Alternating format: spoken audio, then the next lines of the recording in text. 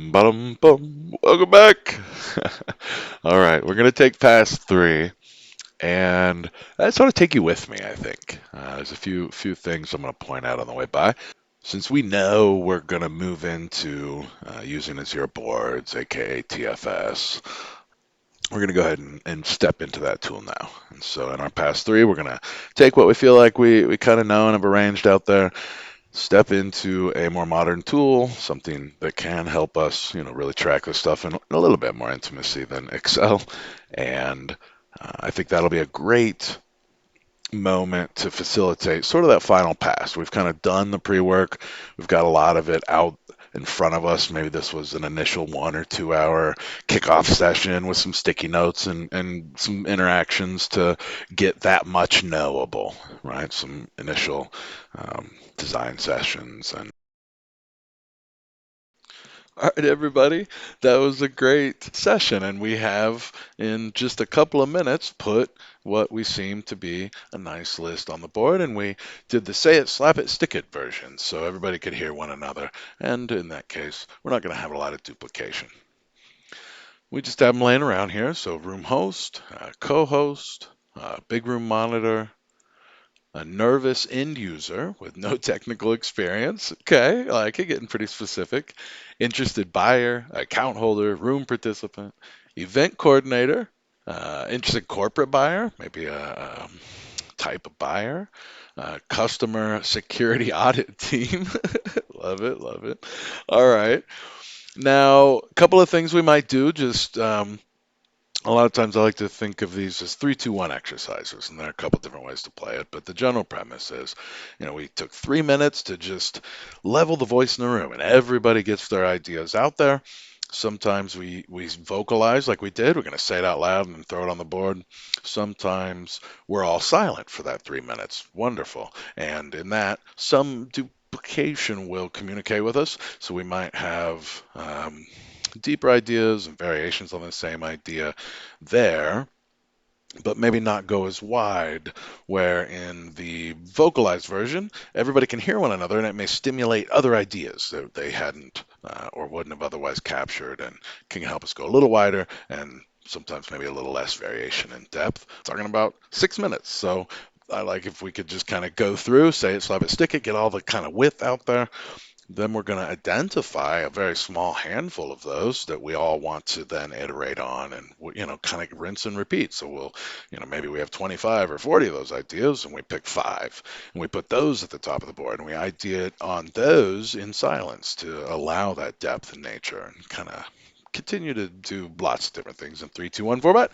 Anyway, now that I've spent more than the 6 minutes talking about it, we'd move to the 2 minutes where we kind of look at it and seek general understanding, do a little bit of a grouping or affinity mapping to drive out common themes, especially had there been overlap. In this case, it's a very thin list. But there's a little bit. This is unique, so I'm going to kind of move it. This idea of a big room monitor, a nervous end user. A nervous end user. I feel like that's a type of, I don't know, is it a type of room participant or room host? Okay, yeah, very good. So let's leave it there on room host. And interested buyer, we had a interested kind of corporate buyer. We had an event coordinator. They're probably very similar there. An account holder, I believe. This room host and co-host, in a sense, is not the account holder. So anyway, they're all kind of up here. A room participant floating out on their own, and I think this is also going to maybe kind of be related there. And so there you go.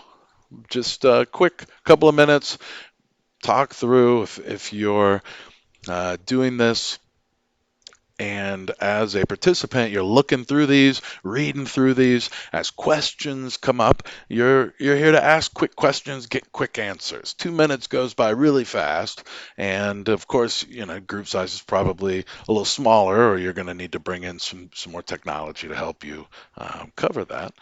But lovely. What do you mean by that? Oh, that's what I meant. So seek general understanding, and maybe do a little bit of grouping and reduction. Now, 3-2-1 doesn't mean if you're having the absolute time of your lives for 2 minutes, you have to stop because the buzzer went off. What I can recommend is treat it in 2 minute cycles. So if you're going to take another chunk, everybody in the group agree we want to keep, we want another 2 minutes on the board, put another 2 minutes on the board. And then you'll have some general awareness that, we spent, 2 or 3 or 4 increments on that one, and the rest of them we were able to conquer in one increment. And that tells us something as well. All right, love it.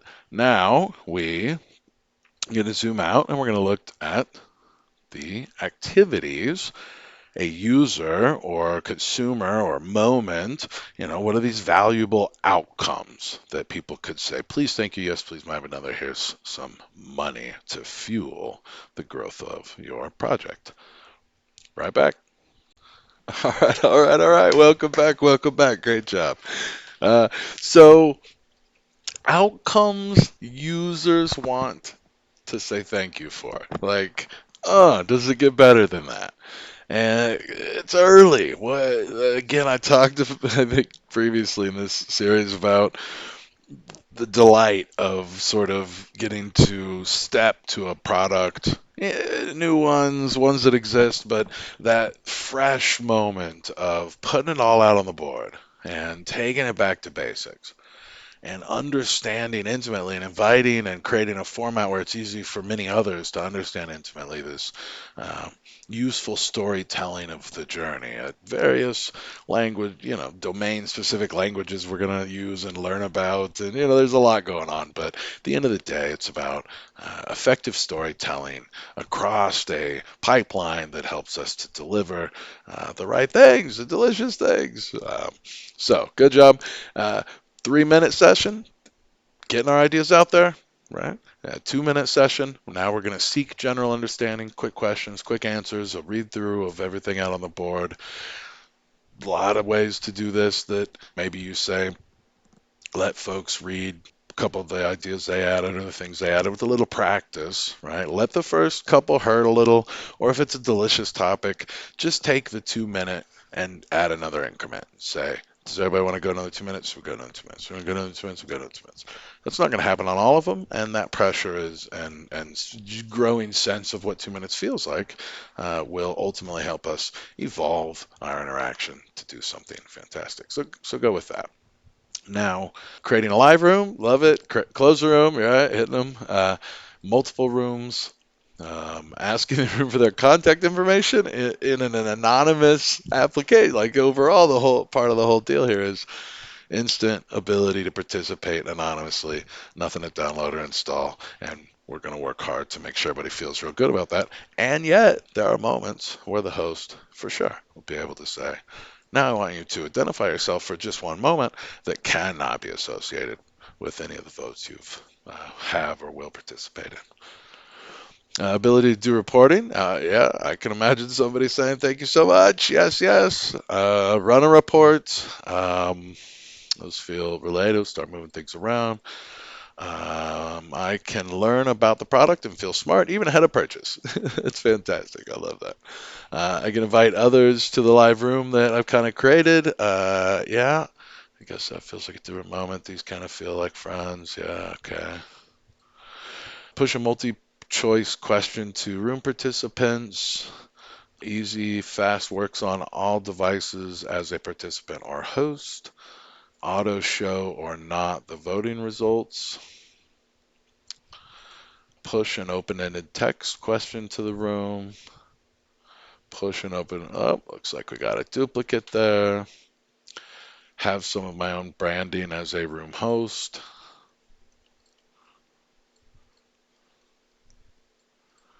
Create questions and answers in advance. Create open-ended text questions in advance. Okay, okay. These feel duplicated, so we'd just at this phase probably pick our favorite language or rewrite something that suits both.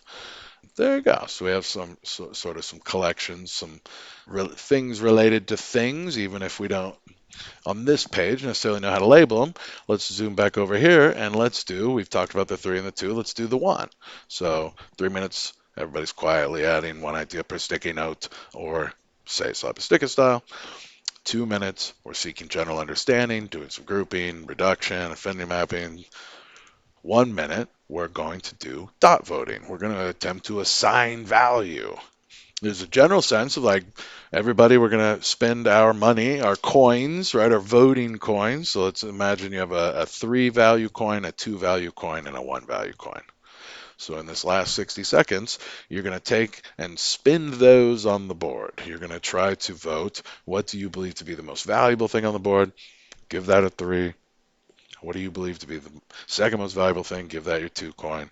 Give it your 1 coin. A lot of ways to pull that off. Don't miss this opportunity to let people, scratch on the page or add some dots or put some smiley faces or 2 thumbs up or whatever you have available. Let it be simple for folks to do the dot voting. And then we're able to kind of sort this and say, okay, well, these seem to be the 3 most meaningful. Now, you have to make a decision. If you do the grouping, what I would do on a page like this, where it makes a little easier sense, it's a little clearer, is go ahead and add a grouping label, we'll call it. So here we're talking about room host. Here we're talking about buyers. So where there is one of these available, then that's what you're going to vote on. You're going to vote on the cluster and where otherwise here and here. Well, fair enough. So quick session, maybe we set this up ahead of time and everybody's got their little coins and they just dragged their money around. I would imagine the final result is going to look something like that. And, maybe if we it's not. I just mean to represent it's not valuable. Of all the whole things we could possibly be talking about, there's going to be some dwindling notable amount of investment that we would probably find ourselves making in these categorically. So the most important, and if these were like by some percentages, we would say if we looked at a sprint or a couple of sprints, probably have invested this same pattern in work items and feature development that make these folks happy, make these folks happy the most, make these folks happy second most, make these folks happy third most, right? It's useful. It's lovely. This one over here kind of tells me something a little different. Instead of, so let's do the voting and let's spend our coins across them and we'll leave them as single items, like no clustering in the voting. Great. Now, maybe 7 or 8 or 9 of them have some vote on them, working their way up to things with the most vote. We could take the top 3 and run 3 more 3-2-1 sessions. All right, we're going to do a whole 3-2-1 session on our number 1 most popular idea, and we're going to flush that thing out. We're going to really take it to another level. Some of these other ideas, we're going to wait until such a time as we need to or would benefit doing that deeper dive. Super cool. Other ways to use this one, after we're all done, I might turn around and think about there's some sequencing in here. There's some flow that kind of develops, right? Where, across the top, maybe we could start to imagine um, and in doing so, there's a gap, right? All of a sudden, we're even getting better data. So as we activated the live room, and now we're going to push some questions, some variations down here on that flow. Maybe we're going to ask them for their contact. Up somewhere in here, we probably invited them. This is delicious, right? And this is, oh, it's so cheap and easy to be wrong. We could just get it out in front of us. And our industry is plagued by this notion that we can all manage this in our own personal imaginations and brains. But that may be true. Maybe we are particularly adept in our field at casting this into some mental models. What we're not good at, and is impossible, is to not do that together. We have to form this collective version of that knowable understanding, and that has to be out in front of us in the most simple physical manifestation. It's something you could touch. A little pebble. Get a pebble in the river, and that one pebble represents one idea. You have to have something physically to help us organize and manage and think about and remain firmly grounded and sensible about what we're all just trying to do and not get all run away with ourselves. Clearly, sticky notes are better than pebbles from the river. Uh, auto show not show the results. Maybe that's going to come here just because it's closer to us having done this. And maybe we'll even put it right there. Lovely. Works as that's just a non-functional requirement, and we'll learn how to build those into our definition of done. I can learn about the product, feel even smarter. That's wonderful. That's in front of all this.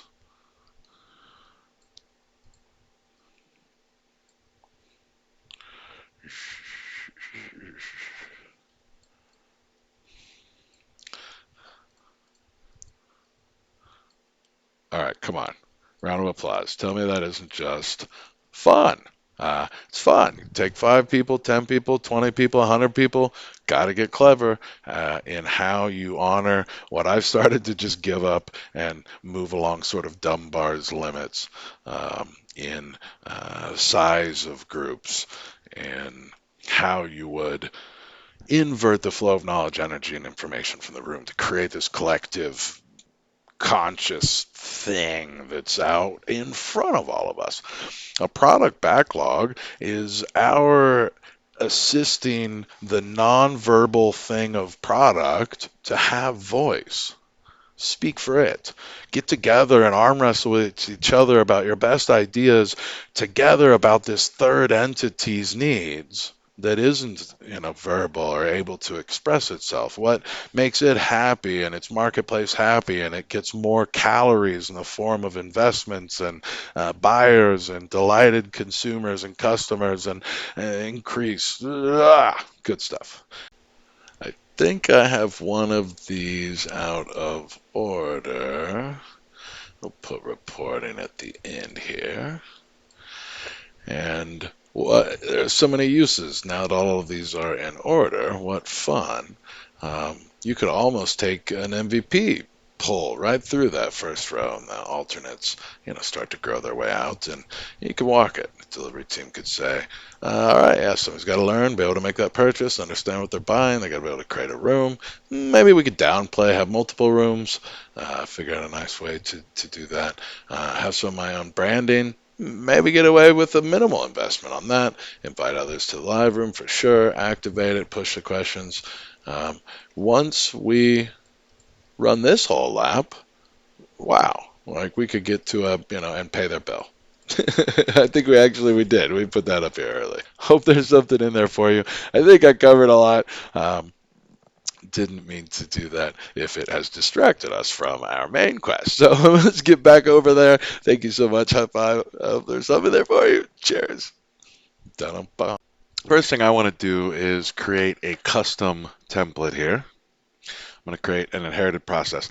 It has been a decade since I taught or researched a lot of this, but essentially, if you're going to go with pure Scrum, you're going to with PBIs, product backlog items, and bugs are the only things really actionable. Those are the work items, and I really love how many other problems come up when you don't remember that. So I'm gonna go that route. I'm gonna create an inherited process.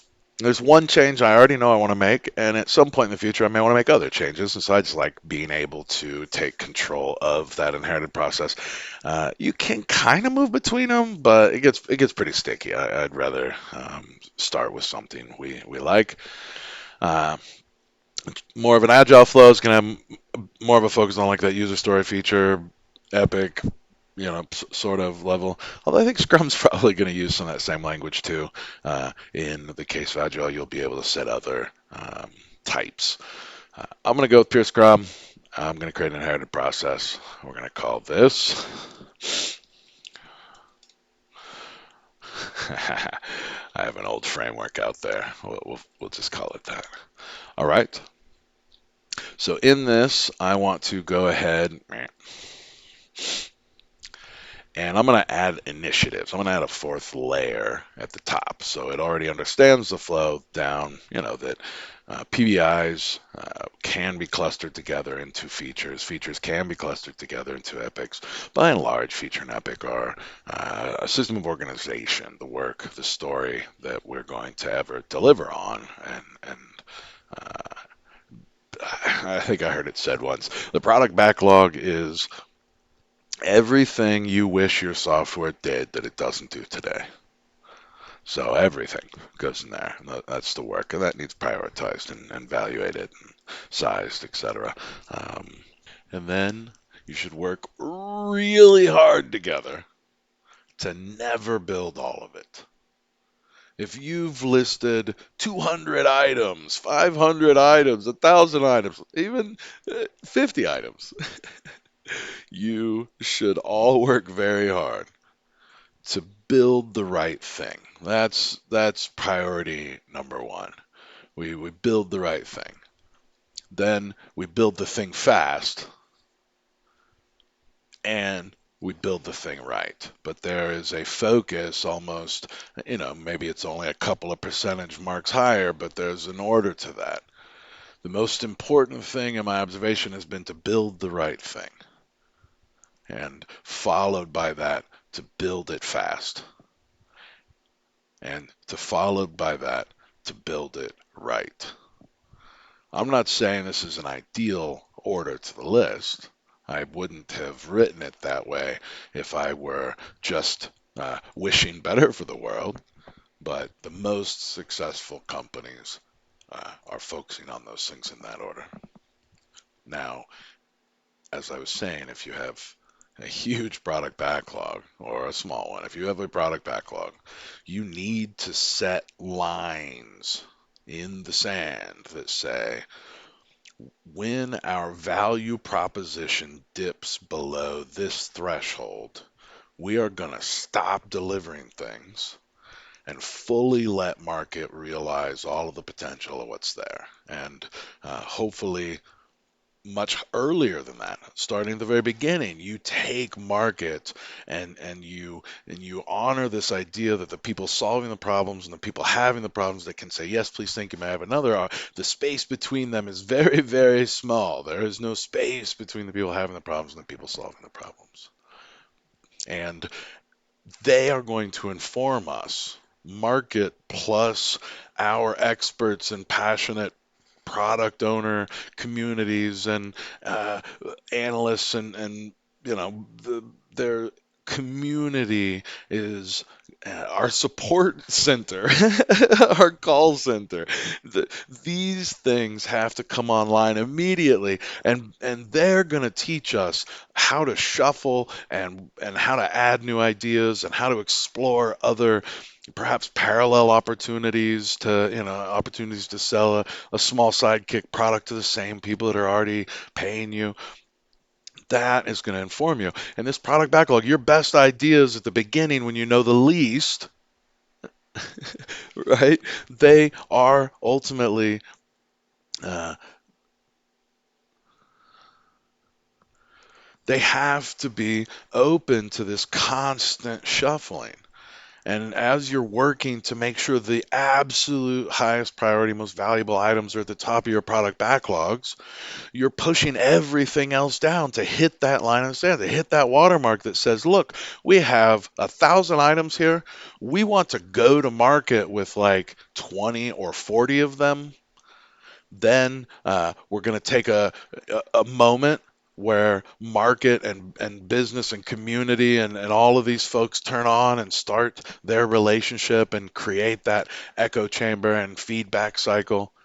The engineering teams, everybody gets to digest for a moment. We've eaten and chewed, and now we're gonna kind of digest for a moment and step back and just kind of get a good medium and high level view again of everything and refresh all of those.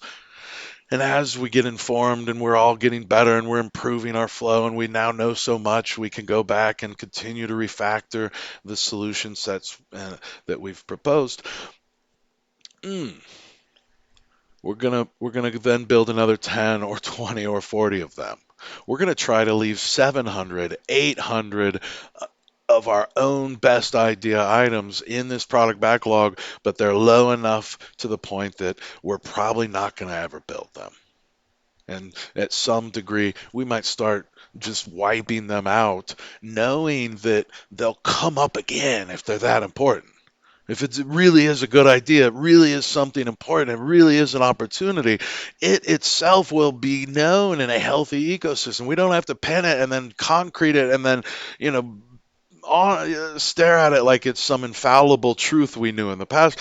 No, keep those product backlogs tidy and be joyous when you realize we're only going to build the top little bit of this and we're going to get just slightly out ahead of the team to continue to reprioritize that. And that's part of why the team is going to come and join us. And just in time, they're going to start to get involved in a way that makes them ask a lot of questions. And we need to really then invest as a business that moment just before we are going to build something. Don't invest in 1,000 things. Invest, again, in the next couple of sprints pretty mightily, and then a few more sprints very, very loosely, and then a few more sprints very lightly in a slightly different language to be able to write contracts and have quarterly plans and to be able to attempt to look categorically at these larger buckets. But by the time you're out there, your language is going to be so cleaned up, all the domain language we all share,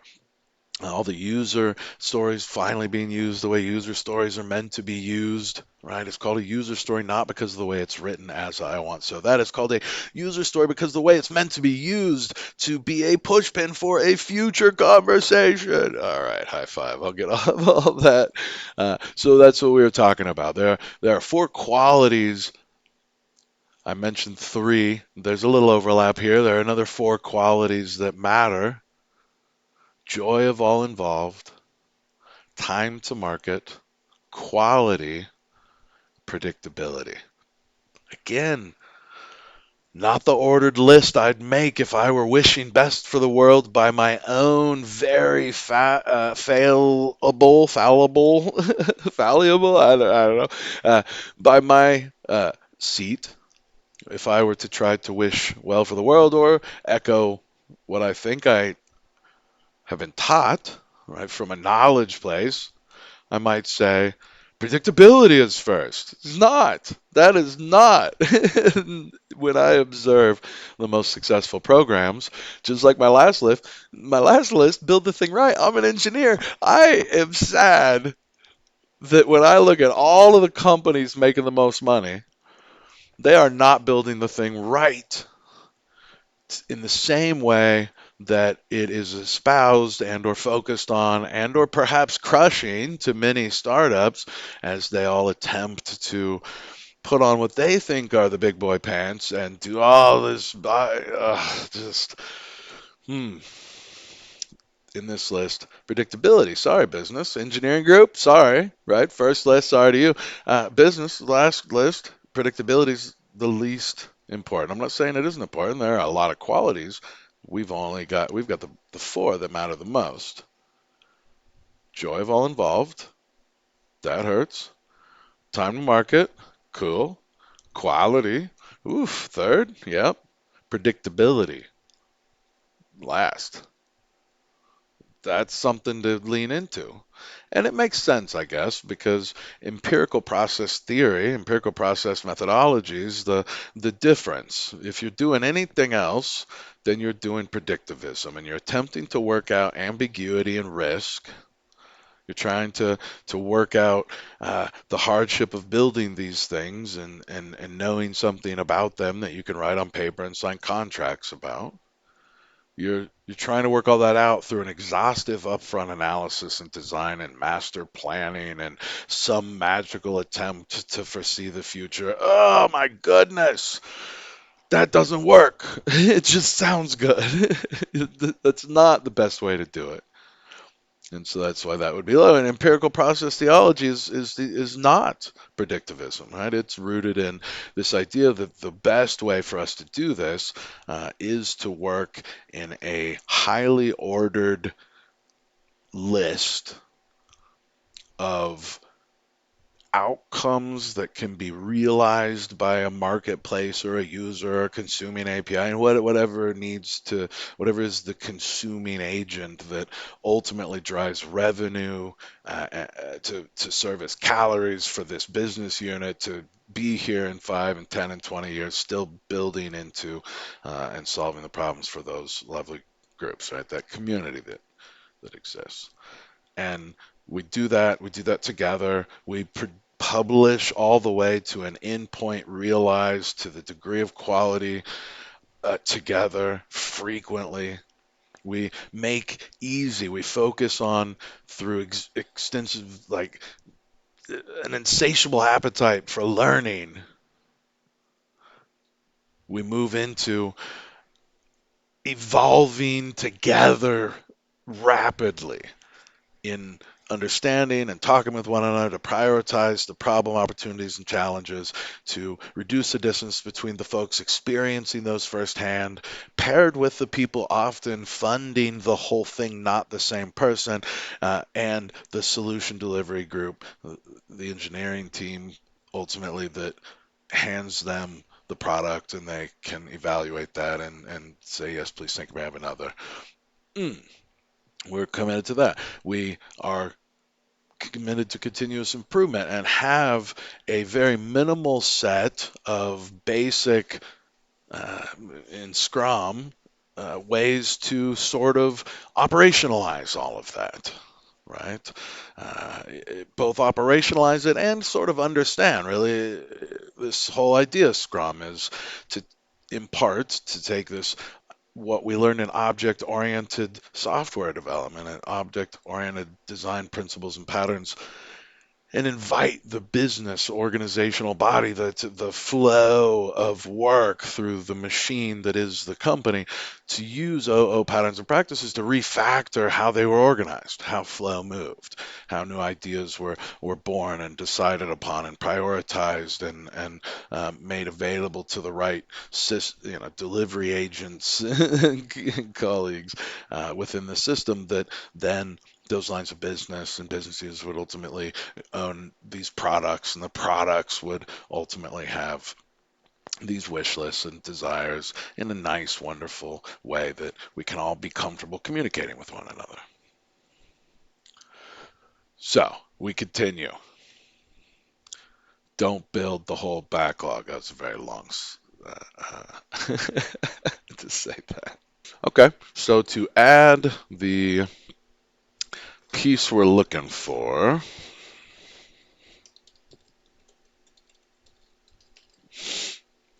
gonna give it some sort of an icon. And we're gonna go for the gold. And we're gonna go back here, backlog levels, new top level portfolio backlog initiatives.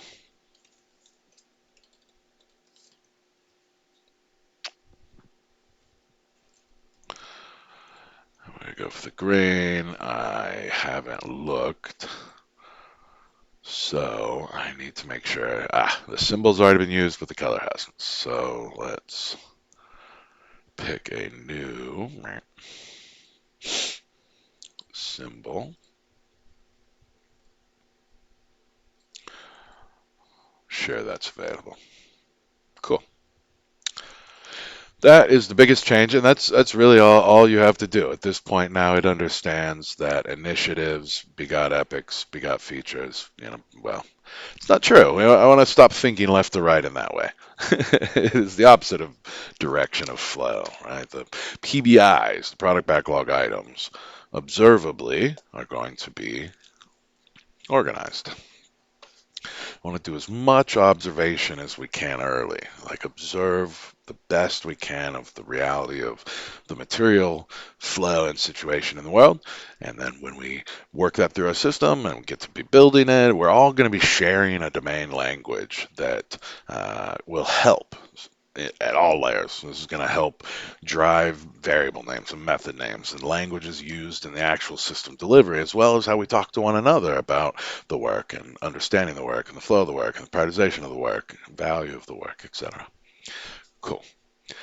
Let us come back here, create a new project,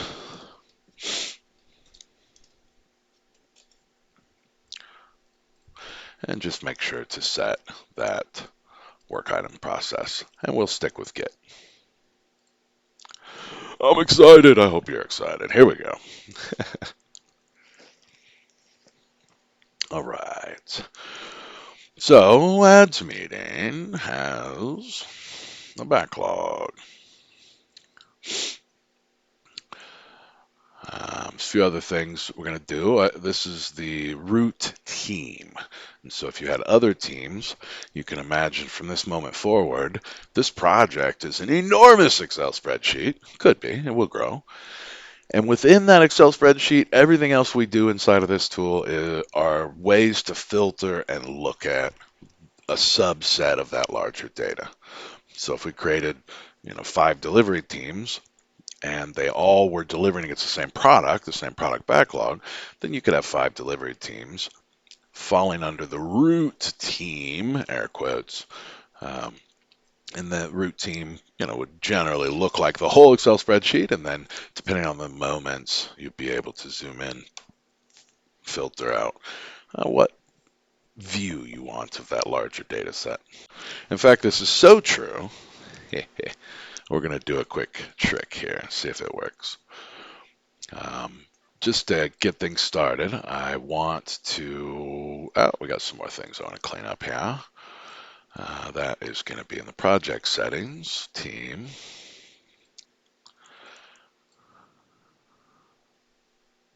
Swing and a miss. Let's go to team configuration. Here we go. Backlog navigation levels. I want all of those to be available and visible to the team in question. Okay. So now if we go back,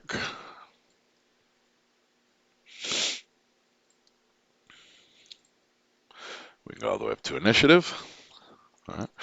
I'm going to create a little bit of what we saw in that spreadsheet. So the highest level here was pulling functionality.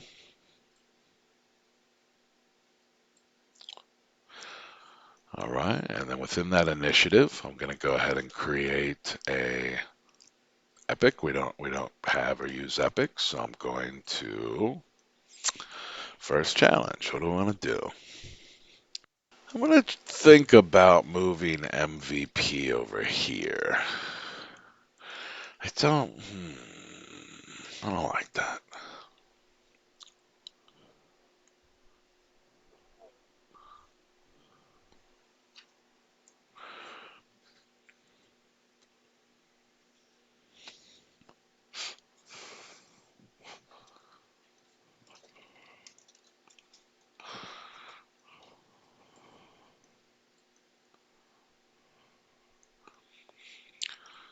So I've decided to go ahead and pull. I don't know. I'm gonna think about it a little more, but I suppose this feels okay. I do want the tool to flow nicely, and so I want to put all of these under an epic of create MVP. Right? And these are the features within that epic and the stories within the feature. Now I don't like it. I don't like it because I want the feature to I want the opportunity to have a lot of features against a particular thing, and then those features, some might be musts, and some would be like coulds and shoulds and won't at this times, or this sort of prioritization. So what can I observe about the nature of the work that's going to give us a nice high level category here? These feel nice. These are stories. They relate to features within the larger inventory. We'll come back to areas. I'm going to shift those over. That feels honorable. These are observable parts of the whole. And I think it makes sense that room management might come to have additional features or other features. Okay. This happens to be a feature set made up of these stories. They aren't all create, but I think that's the point. Yeah, I think that's fair enough. We're gonna get started here. We're gonna get started here.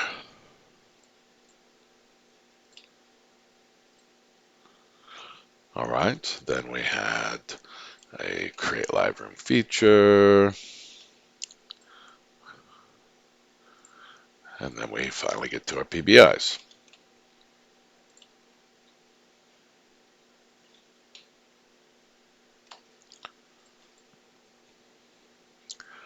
All right. I love it. I love it. Now, don't try this at home, but I do want to attempt it. Maybe I just take this. We're going to go back to Excel. We're going to create a new workbook. Here we go. We're going to get there. We're going to make this work. I would like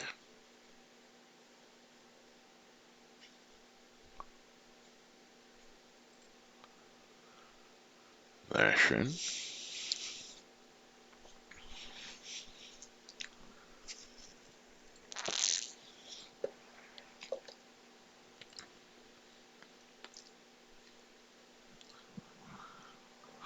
Okay, okay.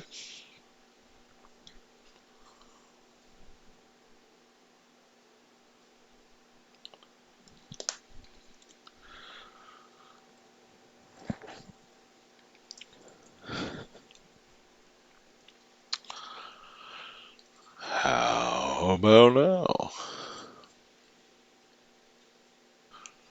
Let's go. All right. Now, heed a few quick warnings or forever be sad. You're going to need to go to table. There we go. Choose columns. If you miss the opportunity to click add required here, then when you go later to publish your results, you're going to completely mess up your entire product backlog and be very sad. If you remember to do as I just did and click include required columns, which puts them over here, and you tend to them, you're going to have to make these honest as you go, then you can actually push, pull from these two. Now, I imagined these were going to be filled in. That's the only reason I did the drama in the original Excel spreadsheet that way. Now it looks like I need to clean that up. So what I want to do is make this as close to that as I can for a moment. All right, I feel like this is what we're after. Let's see what that gets us. I think I'll need a blank ID field. Almost worked. So we have our initiative, epic, feature, story. We have to copy a little different here.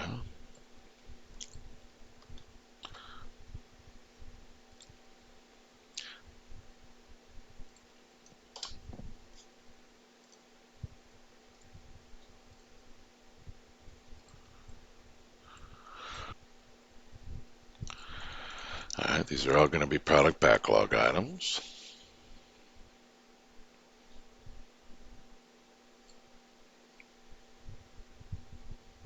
No, they're not. Lovely, lovely. There, they got some default state. For business value, most of the rest of this up into the far right when we get to these required fields, you got to deal with these. Hopefully they're close. It's fine. No area path is set. No sprint is set. New back. This is great. Right. Now, if we take this and publish validation error, this work item contains unsupported field values. Edit the work item. New backlog item. That would be new epic. All right, all right. We're learning. We're learning. I'm going to take all these fields for a minute. We're going to hide them. Now we can see our epics. And then I imagine we're going to learn the same about new features. Actually, our list here should tell us. We have new backlog items, new epics, and new features. Okay.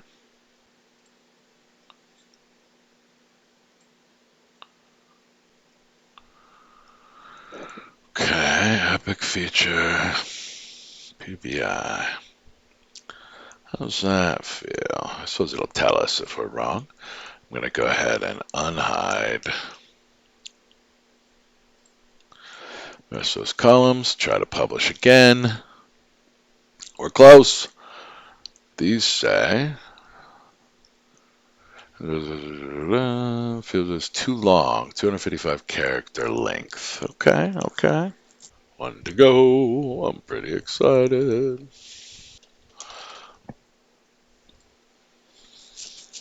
All right, moment of truth. Oh, I love it so much. Now, this is not a one-way trip. If you are comfortable working between, Excel and Azure boards here, certainly a lot of nervousness should be applied. The larger and larger your group or team, um, one thing that's going to keep you out of trouble, the second tip over here would be refresh. Make sure before you do a publish, kind of do a poll, do a refresh of data that's not things you've changed, and then it'll make sure that you're not like stomping on each other. If you were to pull this in and then a week later go and publish it, other things have changed during that time. And I'm not sure today, 2023, how well this integration is looking for that drift. Maybe it's great. Maybe it's going to pop up and say, ooh, something has changed. Maybe we should try that. Let's test that theory real quick. We're going to come into pre-create questions. We're going to come to the first one. We're going to put 1, 2, 3 somewhere. We're going to save and close. We're going to come back here and see if we can find the same. Pre-created questions. We're going to now set it. What do we want to do different? 4, 5, 6. We're going to try to publish that and see. Yes! Oh, that is beautiful. Okay, so you've got an ally over here. This thing is watching and saying, wait a minute, you've got this drift starting to form. Now, if instead I hit refresh first, that discarded some of these changes. I didn't read it. And maybe you did. Did that say changes in conflict or all changes, right? But that was fantastic. We have effectively proven that if you did accidentally forget, make a bunch of changes, then that will warn you. If you still run the risk of losing stuff, right? Because probably those warnings are going to pop up and you're going to go, oh my gosh, I forgot to refresh. I'm not working from a recent data set. All of my changes I've made here locally, I'm probably going to want to throw away, get the fresh data set, and then reapply them. Cool. Yay. All right, we're in the tool. Now, this can certainly, if we drop it down to backlog item view, see, boop, there we go. We know we have these 30 product backlog items. As a team, we can pull these up, we can talk about them, we can begin to do some rough size and value estimations. As we start to understand the size and nature of these, we're going to split them, right? This one user story may become multiple user stories. If this is too big, then it's on all of us to sort of look at this together and say, okay, as a room, I want to create a live room so I can host anonymous participants. If somehow that was going to take us a month to build, we're going to want to, like, again, observe its nature and try to pull out of it what is an interesting piece of functionality that can be delivered incrementally. And hopefully a little value can even be felt out of that. But if not, it helps us increase our confidence and our knowability of the problem and solution domains, respectively. And we know that the smaller the change set, then proportionately the smaller number of problems we all have. And we want to get to a place where a couple times a day, maybe, we're able to release these things we're building. Certainly multiple times a week and many times in a month. We would like to be able to push these small feature sets. And if this one's not fully ready to go, but you did do an increment on it, then that's the point of feature flags, to be able to say, this isn't ready. So we could still have it deployed in production, air quotes, right? But we're separating our build from our production experience. We can publish anytime we want, separate from our ability to deploy features anytime we want, right? Super cool. So, pass 3, part 1, we've moved into a more proper tool, and I suppose I will work to go through these, find a few that are a little too big, work to break them apart, and kind of describe how that goes. And I think you're kind of getting it from here, right? We have an ability now to look at these things from all the right angles, and our journey is ready to start prioritizing and rearranging and moving this one above that one and that one below this one. And we can sort our PBIs, we can sort our feature sets, we can sort our epics. Right now, these all fall into the one initiative, but there will be other initiatives, right? Now, there's a dance beginning to form as well, tags, right? So tagging is one very powerful ally we all have in sort of creating categorical sorts of things. We can tag lots of things in lots of ways and then ask ourselves in kind of a reporting moment or create views of the information sorted and grouped and filtered by those tags. The other part is the language of your inventory. I like to use an inventory language here. Project configuration, we have iterations and areas. And so for me, when I come over here to the areas, I like to imagine a physical warehouse, or maybe not even, maybe like a Walmart, right? A giant store of some sort. You have to physically lay out your inventory. You only have so much space. And if I'm looking for, you know, nuts and bolts, we're gonna have to find an example in the hardware store. I kind of know what region to go to, and within that region, I've probably got some signage that gives me this sort of shelving and subsections, and there's an organization to it all. And so for me, areas are the language of our inventory, where we've addressed the language of our problem. Our problem, challenge, opportunity domain is how the backlog is written. A solution domain we haven't really gotten into, and a lot of teams would do well to not exhaustively task out the work. A lot of problems come from that. There are moments when it makes sense, and maybe you have a new team picking a new process, and they just want to do all the things for a moment. Very good. But if you can avoid adding tasks to your backlogs and avoid the solution domain language in your backlogs, that's going to reduce the noise in your backlog by like 60-70%. You'll now be moving very few things around and need to prioritize and size and manage and talk about and track very, very few things. If you accidentally start getting down to the task level, it's all very messy, and the business is over here confused in the solution-y language, and people and teams are now showing up every day to say, I worked yesterday, see, look, and we're all talking about the wrong things. We don't deliver those. A task is innately known by a team of, cross-functional team that's focused on delivering very few items at a time, maybe one item at a time. The team will then work together in real time to deliver that item. And we have tools like definition of ready and definition of done to help us deal with non-functional requirements and other parts that we want to talk about. And at the end of the day, that team working together and getting really good at being able to deliver on our work, that's on them. And then so many things get cleared up if you would just stop using solution language in your backlog, stop tasking. If a team is tasking, let them do that privately during their sprints. Let them go away and execute. The business gets its needs met on the bookends of the sprint, before and after. And during the sprint, they invert and they serve the team as the team works aggressively to execute their sprint. And otherwise, the business gets out of the way. Let that team be. Let them not talk to you about progress. My goodness, business. Get used to measuring progress at that 1 or 2 week cycle, that sprint cycle. Talk about things at that next level of abstraction. Remove all the drama from your difficult attempts to execute on this sometimes. Long winded, as to say, what is the physical inventory and how will these things be arranged? I often come back to areas looking to run some of the financial impact reports, like where are we spending money and where are we making money, and how much do I want to spend in the near future on this sort of area of growing our business. We think we're doing really well on nuts and bolts. We're going to increase our nuts and bolts inventory. We are losing our booties on washers and dryers. We're going to reduce our washer and dryer inventory, right? Good stuff.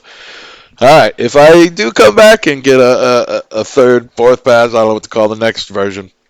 Maybe I can go ahead and grow some of these things out and get them added back into the project board. And we can kind of see how all of that plays out with tags and everything in place.